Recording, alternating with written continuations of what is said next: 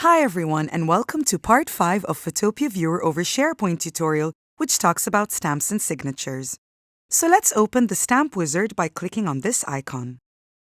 On the left are the previously created stamps, and here's where you create a new one. Insert the stamp name over here and a short name for the stamp. And here's where you will insert the main text that will appear in the stamp. And here's where you will insert the secondary text that will also appear in the stamp but in a smaller font. And here's where you will select the color of your stamp. This adjusts the size of your stamp, the position of the main text, the position of the secondary text, and the font size of the main text. You can also include the date and time and the owner name and adjust their positions from here, and their font size from here. And if you click on the star, a shortcut will be created for your stamp, and I'll show you in a moment where it lies. And then click on Save. And now your stamp appears right here. To reset all the inserted data, click on New. Here's the shortcut of the stamp that was just created. Click on it, and then left-click anywhere on the page. And now your stamp has been added.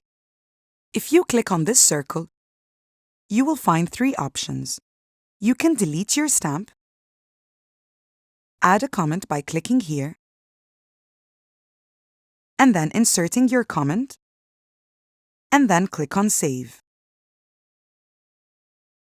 To view all the comments that were added to the stamp, click here, and the comments will appear.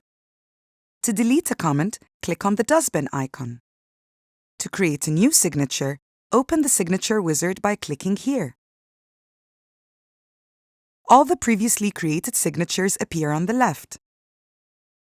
And here's where you create a new signature. Insert a name for your signature,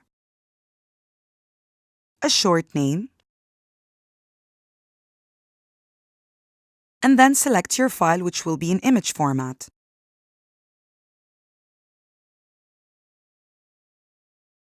You can adjust the width as well as the height. And once you're done, click on Save, and now your signature will appear here on the left. Now to insert the signature, left-click anywhere on the page, and then click on this icon and select your desired signature.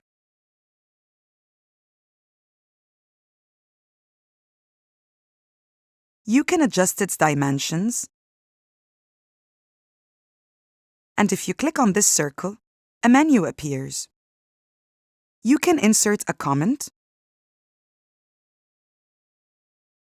view already existing comments, delete the signature, clone, cut, and last but not least, there's a security feature that enables you to control who can view your signature. And once you're done, click on Save. To save any changes made to the document, click here. Thanks for watching this tutorial.